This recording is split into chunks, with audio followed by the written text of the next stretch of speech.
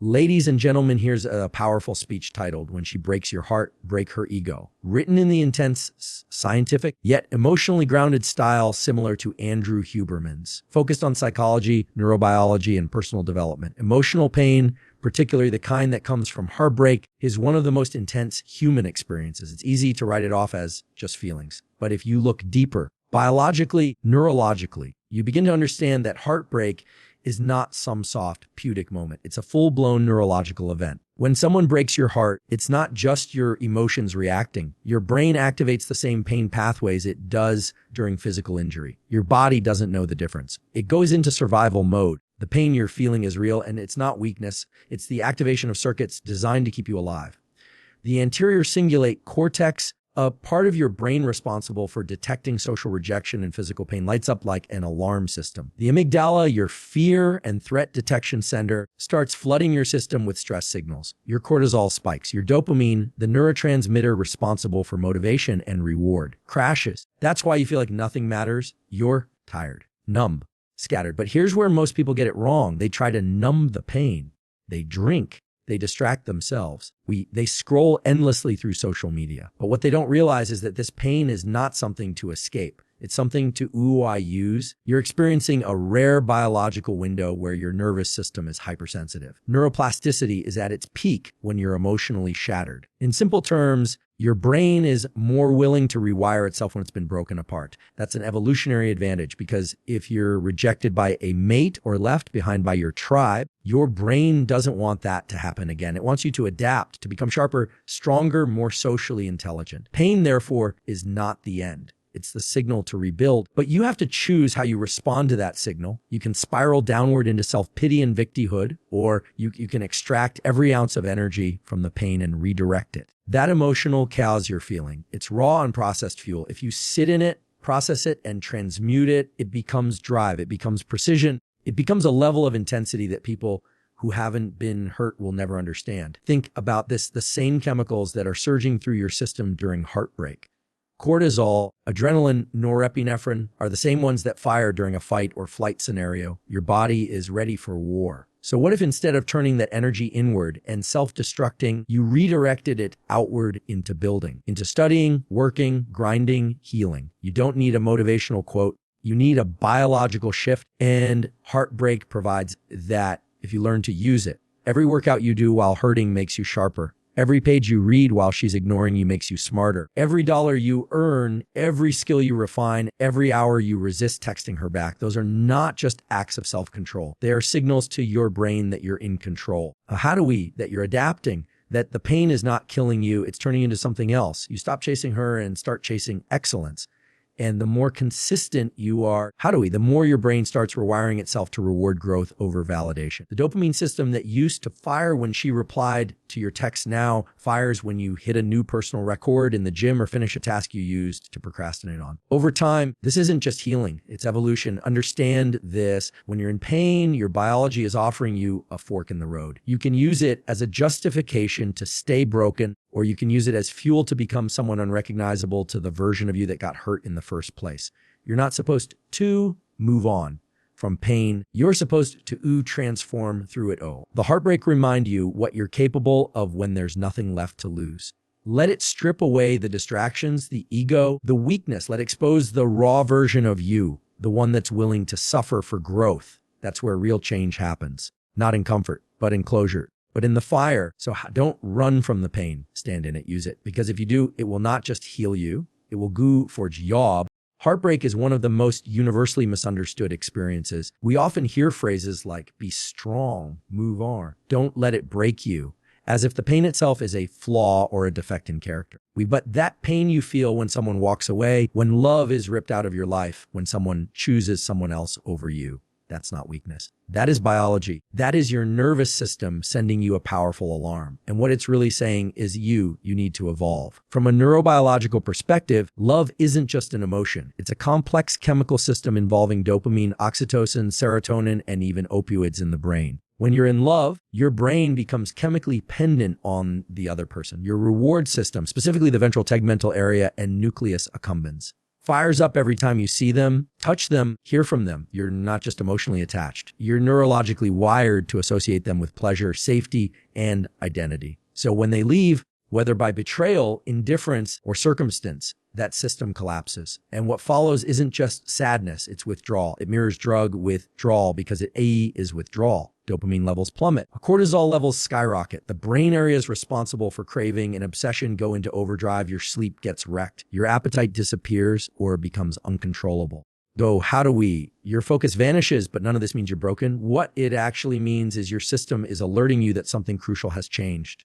It's not a signal to shut down. It's a demand to adapt. This is the evolutionary function of heartbreak. It's not to destroy you. It's to remake you. It's a biological alert system that says the way you were operating is no longer sustainable. Now evolve. That may sound dramatic, but that's exactly what the human brain was designed to do under conditions of stress and pain. When the environment changes, when your emotional ecosystem gets shattered, your brain becomes more plastic, more open to rewiring, more capable of transformation. This is a brief but intense window of opportunity, and most people waste it. They waste it chasing the person who left. They waste it trying to fill the void with distractions, short-term pleasures, or meaningless validation. But all that does is delay the inevitable confrontation, the one with your own evolution. Heartbreak forces you to face your patterns, your blind spots, your dependency, your identity structures. It shines a light on the parts of yourself you were neglecting. You start to realize how much of your self-worth was externalized, how much of your sense of purpose was tied to someone else. And in that realization, you're offered a rare chance to reclaim all of it. But the choice is always yours. How do we? You can either interpret heartbreak as evidence that you're not enough, or you can interpret it as feedback that it's to level up. It's your biology inviting you to become a more self-sufficient, focused, powerful version of yourself. And that transformation doesn't happen through comfort. It happens through friction, through work, through solitude, through anchoring your dopamine in things that elevate you rather than things that pacify you. Every time you resist the urge to reach out, your self-control circuitry strengthens. Every time you put energy into your goals instead of your grief, you reclaim power. Every workout, every chapter read, every dollar earned, every disciplined act, it all accumulates into a version of you that's more resilient, more focused, more unshakable. That's what the pain is for. Not to break you, but to direct you. It's easy to say, she hurt me, or he left me. But the more important question is what is this pain demanding from me? Because it's not asking for revenge. It's asking for evolution. It's not asking you to forget. It's asking you to remember who you were before you lost yourself in someone else. And then to go even further than that, how do we?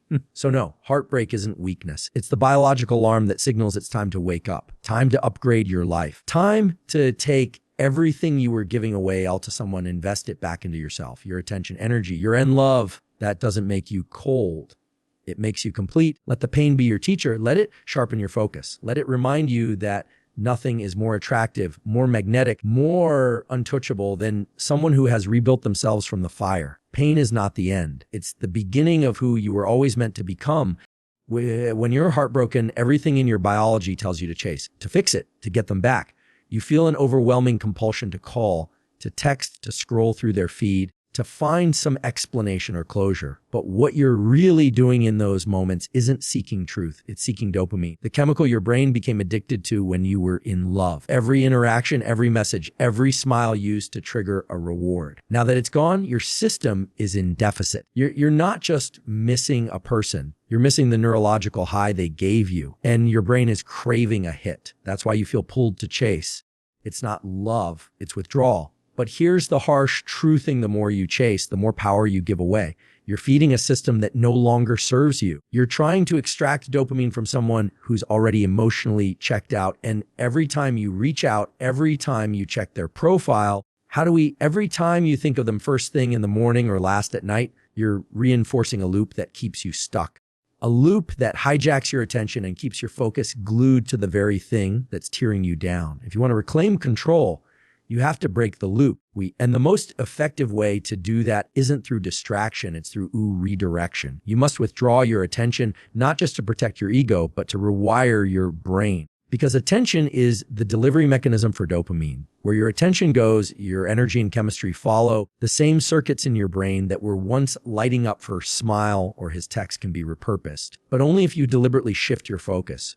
When you stop chasing, You stop reinforcing the idea that your happiness is dependent on someone else. That's the first step in healing. That silence you create isn't just a boundary for them. It's a signal to your brain that you are no longer prioritizing external validation. You're telling your system, we are no longer in survival mode. We are now in rebuild mode. And that's a radical shift. Understand this dopamine is not about pleasure. It's about pursuit. It's the molecule of motivation, of drive. And right now, you've wired it to chase someone who is no longer choosing you. But that drive can be redirected. You can reassign that pursuit toward your goals, your growth, your purpose. You can create a new reward system, one that isn't fragile or dependent on someone's attention. The process is uncomfortable. At first, everything will resist. Your mind will scream for closure. Your body will feel restless. Your emotions will convince you that if you just reach out, maybe things will go back to the way they were. But this discomfort is not a reason to regress. It's proof that the rewiring has begun. You're pulling your dopamine system away from someone else and training it to fire in alignment with you, your values. You start small. You redirect your attention to tasks that give you a sense of control, physical training, learning, building, creating. Every time you pour energy into something productive, even if it's just a small win, your brain gets a new hit of dopamine. And over time, those hits start to feel more real, more stable, more satisfying than any fleeting reply from someone who doesn't value. You stop being reactive and you start becoming dangerous in the best way. Disciplined, calm, focused. Eventually, something powerful, noble happens. You no longer feel the urge to chase. Not because the pain is gone, but because you've built something stronger. You've shifted your internal chemistry. You've proven to your brain that you don't need that person to feel whole, that the source of your power was never outside you. It was always in your control. So you just had to stop outsourcing it. The person who can master where their attention goes masters their emotional reality. Most people live as slaves to their desires and chasing people who won't choose them, endlessly giving energy to things that drain them. But you have a different choice. You can become the person who withdraws attention with purpose and who redirects energy with precision. That's not emotional detachment, discipline. So if you're in pain right now, feel the pull to reach out, pause. Breathe. Ask yourself, what happens if I take all this energy I'm using to chase and invest it into building something that cannot be taken away? That is the beginning of real healing, not from the outside in, but from the inside out. Don't chase, redirect, rewire, reclaim.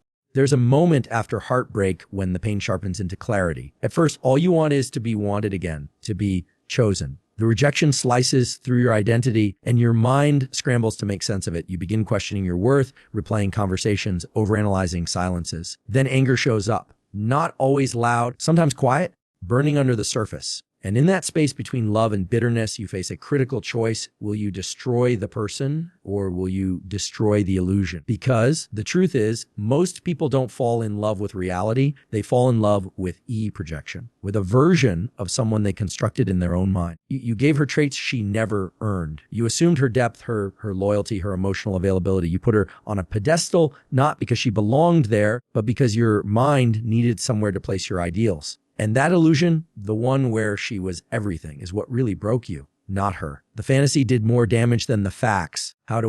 So when you say, break her, don't confuse that with revenge. Don't confuse clarity with cruelty. You're not here to attack her humanity. You're here to dismantle the image you built up in your head. That's what keeps people stuck. They're trying to hurt the person instead of destroying the illusion. They want to make someone else feel small so they can feel powerful again. But that's not power. That's emotional regression. That's a wounded ego looking for someone to bleed on. The real power is internal. It's in breaking the idea that she was better than you, that she was the prize, that her approval made you valuable. That's the ego that needs to go. Her ego, the one that believes you'll always be around, always chasing, always needing her presence to feel like yourself. You break that ego by walking away. Not because you're bitter, but because you're clear. You show her, not through words, but through action, that her presence was never your salvation. That's what gets her attention. That's what disrupts her sense of control. When she realizes the power she once held over your emotions is gone, her ego takes the hit. Not because you wanted to hurt her, but because you refused to keep feeding it. Breaking someone's humanity, on the other hand, means turning cold. It means trying to get even using manipulation, silence as punishment, disrespect masked as strength. That might feel good for a moment, but it always backfires. It drains your energy. It corrupts your character. And worst of all, It keeps you emotionally tethered to the very person you're trying to free yourself from. So you let go, but not just of the person. You let go of the role you played, the one where you were less than, the one where you needed to prove your worth to someone who didn't see it on their own. You reclaim your narrative. You strip the illusion down to what it really was: chemistry, timing, projection, and maybe a little magic, but not fate, not destiny, not perfection.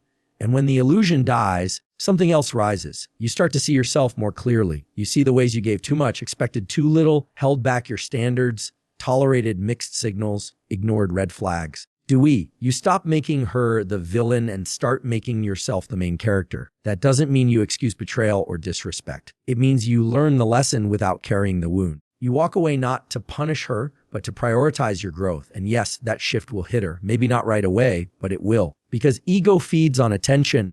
And when you withdraw the attention fully, the mirror she sees to herself through disappears. Suddenly she's left with herself, and that's where the real reflection begins. You didn't have to scream. You didn't have to beg. You simply evolved. So don't aim to break her spirit. Don't become the very thing that hurt you. Aim to break the story you told yourself, the one that kept you small, dependent, uncertain. That's the illusion that needs to be crushed. And when you do that, when you rise above the emotion and master the discipline, you no longer need closure. You become it. You don't get even, you get elevated. That's not revenge.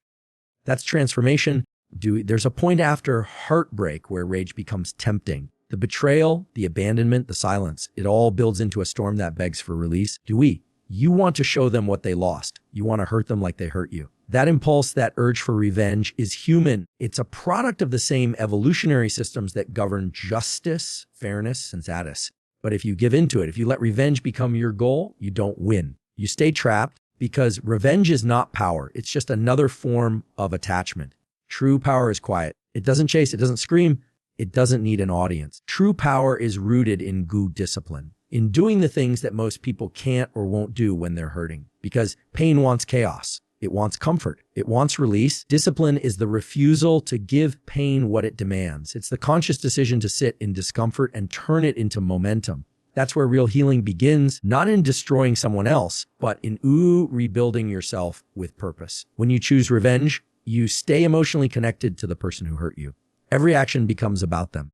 Every post, every story, every move is meant to be seen. But that means they still own space in your mind. They still shape your behavior. That's not freedom. That's obsession. And the tragedy is most people who pursue revenge end up hurting themselves more. They burn time, energy, and self-respect trying to get a reaction. They win arguments, but lose peace. They might get attention, but never power. Discipline, on the other hand, is different. It's not reactive. It's intentional. It's not about them. It's not about you. Discipline says, I won't let this pain define me. I'll let it refine the gym. You hit not to impress or show off, but to master your body again. You build your business, your career. How do we? Mine, not because you need validation, but because you've decided to become someone worth respecting on your own terms. You create structure. You build routines. You invest in silence, solitude, effort. That's what separates people who grow from people who stay bitter. The ones who grow choose work over war. Every time you wake up and stick to your routine, even when your mind is screaming for distraction, you're taking back control. Every time you choose presence over pettiness, you reclaim your emotional territory. It might not feel explosive. It might not satisfy a year ago the way revenge would, but it's deeper, it's stronger, and it's sustainable. You don't need to destroy someone to rise. In fact, the most powerful thing you can do is rise without mentioning their name. Let them wonder. Let them hear about you through the results. That's the kind of energy that disrupts people's egos more than any insult or clack ever could. Because silence backed by results is louder than any scream. But discipline isn't just about proving a point. It's about building a life that can't be shaken by someone's absence. How do we? A life where your emotional state doesn't depend on who stays or who leaves. You become unshakable not because you never feel pain, but because you know how to channel it. You don't suppress it. You use it. Pain becomes the fuel, the drive. Think about it here, the version of you that's patient, consistent, focused. That version can't be touched. Not by hookup, rape, not by gossip, not by betrayal. That version plays the long game. That version doesn't need revenge because they're too busy leveling up. And eventually, the people who once underestimated you, dismissed you, or broke you, they start to notice. Not because you made them, but because the gravity of your growth becomes impossible to ignore. So ask yourself, what do you want more? A reaction or a revolution within yourself? Because you can't have both. Revenge might feel good for a moment, but discipline builds something. It lasts, it compounds, it shapes you into someone so focused, so centered, so evolved that the idea of revenge starts to feel beneath you. That's where you want to live. In that space where you no longer need to prove anything, because you are the proof. Let them keep watching, let them guess, but you keep showing up. You keep building, you keep moving forward. Because in the end, the strongest statement you'll ever make is the life you create out of your pain. Crafted not in rage, but in relentless discipline. There comes a moment after the emotional fallout, after the betrayal, the silence, the confusion, when your instincts scream for payback. The pain is raw, your ego is bruised. You feel exposed, discarded, maybe even humiliated. And in that moment, retaliation feels like power. It feels like the only way to restore the balance. But that's a trap.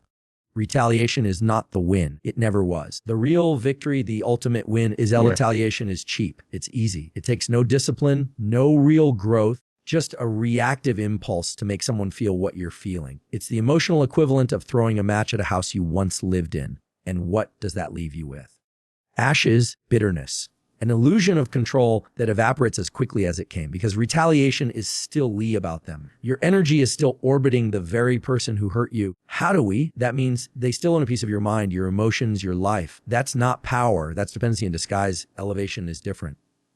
Elevation doesn't scream. It doesn't demand attention, and it doesn't need an audience. Elevation is when you take that pain and turn it into fuel for transformation. When you stop asking, how do I make them feel what I felt? And start asking, how do I become someone they could never reach again? That's the shift, not from love to hate, but from reaction to mastery. When you elevate, you stop playing their game. You stop trying to one-up or outmaneuver them emotionally. You're not interested in subtle digs, social media jabs, or passive-aggressive messages. Those are tactics of people who are still emotionally entangled. Elevation means building a life so strong, so rich in meaning that you outgrow the need for revenge entirely. It doesn't mean you suppress the pain. It means you direct it. Pain is powerful. It can build or destroy depending on what you do with it. Most people let it destroy. They act out. They spiral. They become bitter. But a rare few take that same energy and use it with precision. They get in shape. They start a business. They dive into learning, growing. They don't do it to impress. They do it because they've decided to rise. This doesn't happen overnight. Elevation is a process. It's a series of hard choices. Choosing restraint over reaction, choosing growth over gossip, choosing solitude over superficiality. It's waking up early when you want to stay in bed. It's showing up for yourself when no one is clapping. It's not glamorous, but it's transformative. You start becoming someone who no longer needs to prove anything to anyone because your results, your presence, your evolution speaks for itself. Eventually, the people who hurt you, dismissed you, or underestimated you, they notice. But by then, their opinion no longer matters. You've elevated beyond the point where their validation is even relevant. That's the There's real win, not they regret losing you, but that you no longer correct. You've evolved to a level where their version of you no longer exists. Elevation doesn't seek revenge because it understands that success is the loudest silence. It's the kind of power that doesn't chase, doesn't explain, doesn't justify. It just is. When you operate from that place, people feel it. They see it, not because you're showing off, but growth has gravity. It pulls attention without asking for it. You don't need to broadcast your comeback. Let your discipline do the talking. Let your peace be the proof. Let your actions speak volumes. Because when you elevate, the win is no longer about being right or being seen. It's about being view-free. Free from needing closure, from chasing what left. Free from shrinking yourself to be accepted. That's what they can't take from you. Not your words, not your silence, but the version of you that rose from the ashes and became untouchable. So when the pain hits, remember, retaliation is short-term noise. Elevation is long-term power. And the ultimate win isn't in destroying them. It's in becoming someone they could never break again.